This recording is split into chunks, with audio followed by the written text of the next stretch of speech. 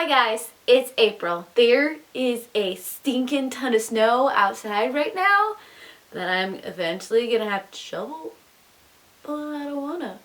So I'm gonna talk to you instead. You should feel special. So February has started with a blizzard, and in honor of February starting, I wanted to give you the rest of my January wrap-up.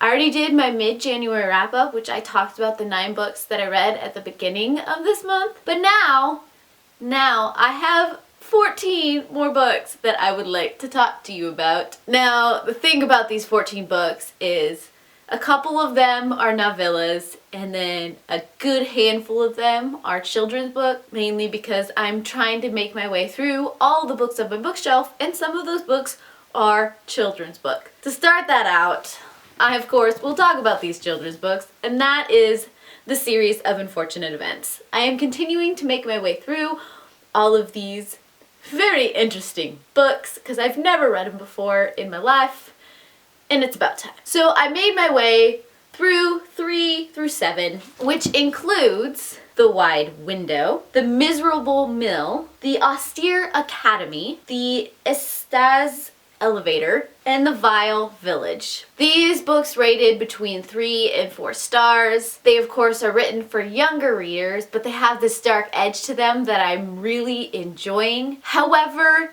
I keep wanting to find an adult that actually knows what they're doing. Only the children ever know what is going on and how life really works, and I don't understand how these adults became adults. I know it's a children's book, but at the same time, I am dying to find that one adult that isn't completely stupid. So that's my mission in reading this whole series, is to find that one adult. Ha! I then picked up both Killing Lincoln and Killing Kennedy by Bill O'Reilly, because I have read Killing Jesus in the past, and I love history, so why not?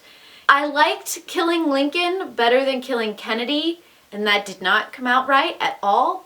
I liked Lincoln's book better than I liked Kennedy's book. That might be because I liked the man Lincoln better than the man Kennedy. It was still interesting to see how all of these pieces came together that led up to these events that ended these men's life, which is something I'm always looking for. I like history. I just like history. But overall, I think I liked learning about Lincoln more than I liked learning about Kennedy.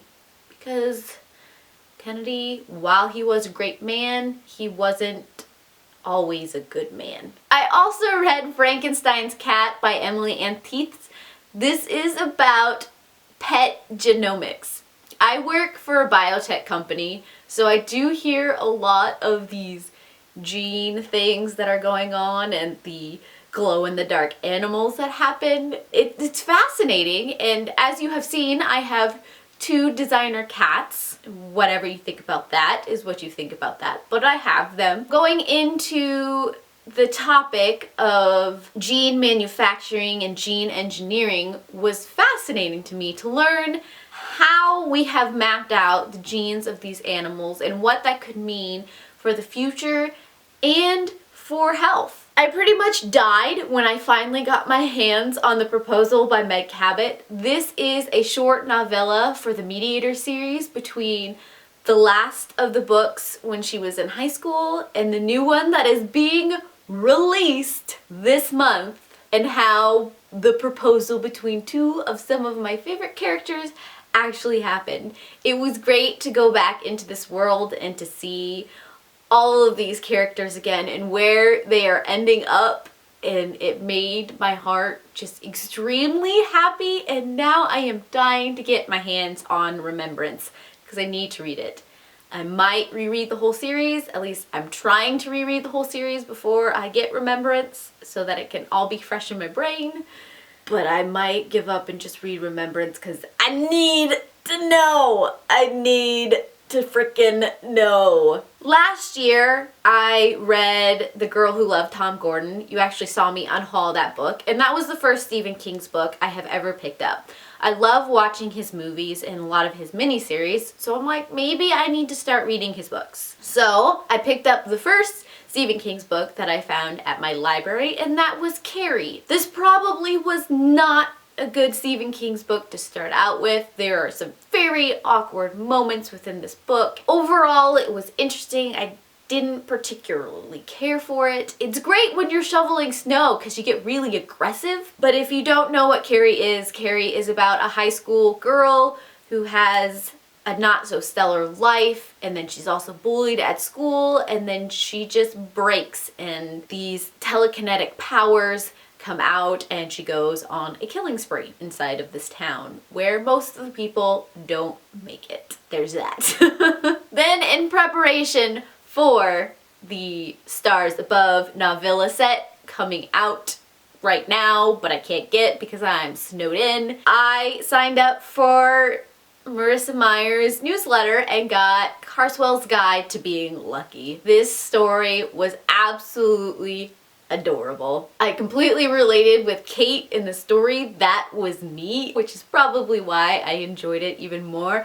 But just seeing a 13-year-old Thorn was worth it. So if you don't plan on picking up Stars Above, I think you should, because the novellas inside, they make me smile every single time. And then there was The Uninvited by Kat Winters. This is a story that's set during the Great War and the Spanish influenza, where a girl, Ivy, decides to leave home after her father and brother kill a young German man. She doesn't want to live with it anymore. She doesn't want to live in the same house as that kind of mindset. Ivy and most of the women in her family are used to seeing these uninvited guests, which are ghosts that usually signal something bad is going to happen, usually a death. As she is leaving home, she's learning to deal with seeing these ghosts, making friends, and learning to survive. There are some Peter Pan references that I absolutely love in this, and I have a full review, so if you want to check it out, I highly recommend that you do, because